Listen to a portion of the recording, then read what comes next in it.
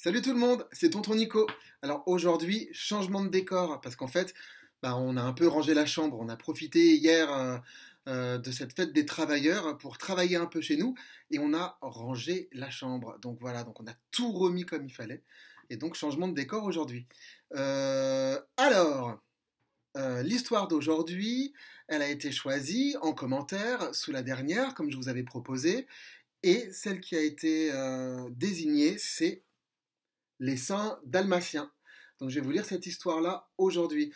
Donc vous vous en serez rendu compte, j'ai espacé un petit peu les jours où je lis les histoires, parce qu'en fait il m'en reste plus beaucoup. Et donc si on veut tenir jusqu'à la fin du confinement, eh ben, je suis obligé d'espacer un peu, de lire tous les 3 jours au lieu de tous les 2 jours. Voilà.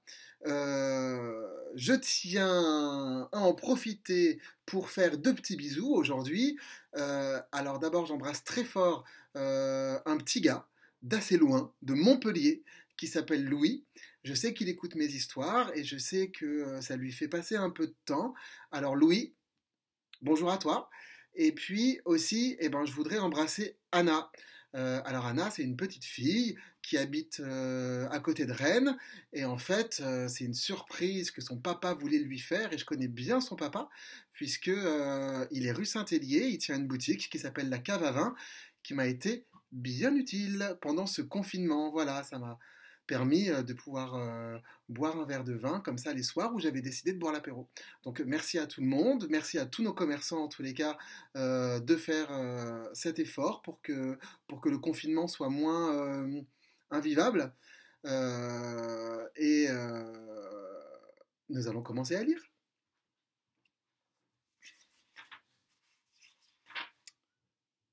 Les saints dalmatiens. Il était une fois 10 petits chiens dalmatiens.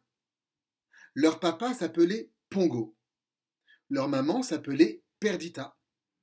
Ils vivaient tous ensemble dans une jolie maison de Londres chez Monsieur et Madame Radcliffe. Un matin, les chiens vont faire leur promenade. Une dame qui passe en voiture les aperçoit. Cette dame s'appelle Cruella. Elle est très méchante. C'est une voleuse de chiens. Cruella arrête sa voiture pour compter les petits chiens. Il y en a 10, crie-t-elle. 10 petits dalmatiens. Il me les faut absolument. 2 hommes travaillent pour Cruella. Ils s'appellent Horace et Gaspard. Horace est aussi sot que gros. Gaspard est aussi grand que bête. Il me faut ces chiots, ordonne Cruella. Vous irez me les chercher cette nuit. Le soir même, Horace et Gaspard s'introduisent dans la maison où habitent les Dalmatiens. Tout le monde dort. Les voleurs enferment les petits chiens dans un grand sac noir et se sauvent par la fenêtre. Dans le sac, les chiots se réveillent et commencent à japper. Lendemain matin, Pongo et Perdita découvrent la corbeille vide. Leurs petits chiens ont disparu. Où sont les petits? Crie Perdita. Je me le demande, murmure Pongo. Pongo a une idée. Lançons un appel à tous les chiens de la ville, propose-t-il. Peut-être l'un d'eux aura-t-il vu nos enfants. Pongo envoie un message que les chiens se transmettent de l'un à l'autre. Un wouf, de wouf, wouf, un yap, un grrr.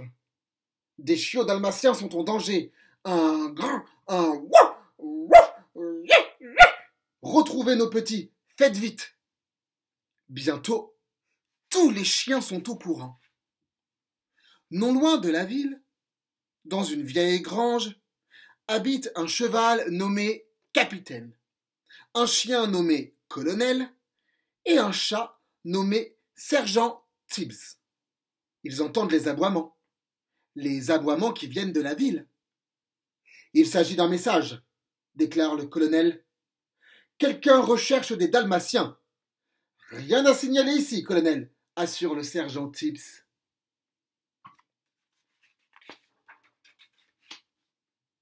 Mais, à ce moment précis, ils perçoivent d'autres aboiements. Des aboiements légers provenant d'une maison en bas de la route. On dirait des chiots, observe le colonel. Je crois que vous avez raison, colonel, approuve le sergent Tips. Notre devoir est de vérifier s'il s'agit des Dalmatiens, décrète le colonel. Pourquoi devons-nous le faire demande le capitaine. À cause du message, affirme le sergent Tips. Ils partent tous les trois, vers la vieille maison en bas de la route. Les aboiements sont de plus en plus aigus. Bizarre, observe le colonel. Une des fenêtres est éclairée. Pourquoi donc est-ce bizarre demande le capitaine, qui n'est pas très futé. Parce que personne n'habite ici, précise le sergent Tips. Il s'approche de la fenêtre, éclairée. Et quel spectacle! La pièce est remplie de chiots dalmatiens. Un homme ouvre un grand sac noir, il en sort 10 autres petits dalmatiens. Maintenant que j'ai 99 petits dalmatiens, déclare une femme en manteau de fourrure, j'irai les vendre au cirque. Nous serons riches, vous et moi. Entendant cette phrase, les animaux rentrent en courant à la ferme. Le colonel envoie un message. Appel à tous les chiens, appel à tous les chiens, toute race et toute classe. Nous avons retrouvé trace des petits dalmatiens. Je répète, nous avons retrouvé trace des petits dalmatiens. Venez tout de suite les délivrer. Tous les chiens de la ville recommencent à aboyer pour lancer le message. Et le message parvient enfin à Pongo et Perdita. On a retrouvé les traces des petits, crie Pongo. Nous devons aller les délivrer. Tous les deux sautent par la fenêtre. Pongo et Perdita traversent la ville en courant. D'autres chiens les appellent au passage. Ils leur disent comment se rendre à la vieille grange. Le colonel les voit arriver et leur demande « Vous cherchez les chiots dalmatiens ?»« Oui, répondent Pongo et Perdita. Dans ce cas, suivez-nous, ordonne le colonel. Ils se retrouvent dans cette vieille maison, là-bas. Pongo et Perdita courent derrière le colonel, le capitaine et le sergent Tips. Pongo et Perdita arrivent devant la vieille maison et entrent dedans. Les chiots sont enfermés. Les deux hommes aperçoivent Pongo et Perdita. « Regarde qui nous arrive !» s'exclame Gaspard. « 2 grands dalmatiens. On va s'occuper d'eux, pas vrai ?» Pongo gronde et se jette sur Gaspard. Il attrape sa veste entre les dents et la lui retourne sur la tête. Gaspard ne voit plus rien. Autour du sergent Tips, miaou, crache-t-il férocement. Il fait un bond énorme et atterrit sur la tête d'Horace. Horace a si peur qu'il n'ose plus bouger. Perdita saisit le tapis sous les pieds des 2 hommes et le tire. Horace et Gaspard tombent par terre et restent assis sans comprendre ce qui leur arrive. Maintenant que nous nous sommes occupés de ces 2-là, déclare Perdita, il faut retrouver les enfants.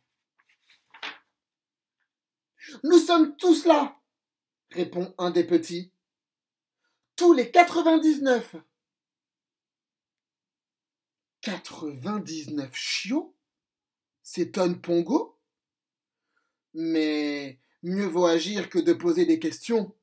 Pongo et Perdita font rapidement sortir les 99 chiots de la vieille maison. Les voilà tous en route vers la ville. Soudain, une femme en voiture les croise. Oh, c'est Cruella! Arrêtez-moi ces chiens! Hurle-t-elle. Je dois les vendre au cirque demain! Pongo et Perdita l'entendent. Ils font entrer tous les chiots dans une cabane abandonnée. Cruella les cherche partout.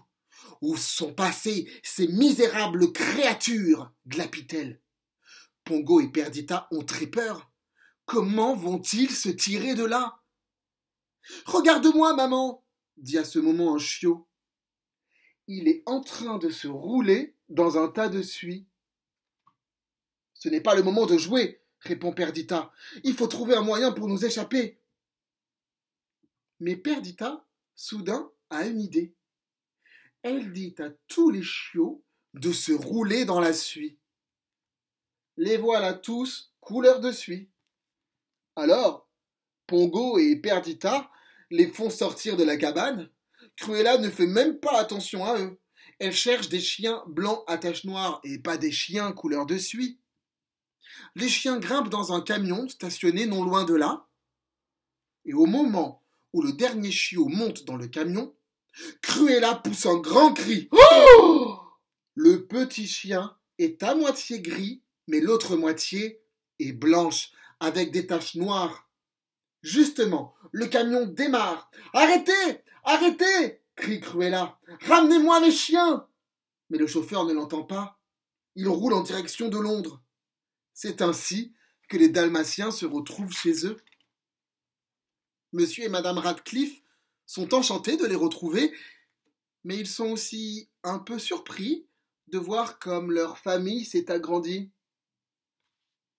Désormais, la famille comprend Pongo, Perdita et 99 adorables petits chiots, soit en tout 101 Dalmatiens.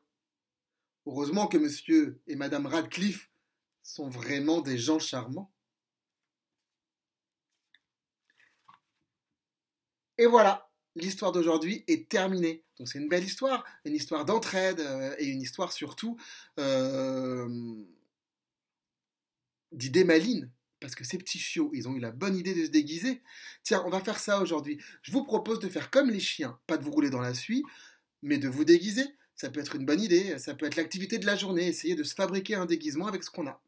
Bon, allez, je vous fais des gros bisous et je vous dis à la prochaine. Donc j'espace un peu les histoires pour qu'il nous en reste jusqu'à la fin. Et je vous embrasse, portez-vous bien. Bye!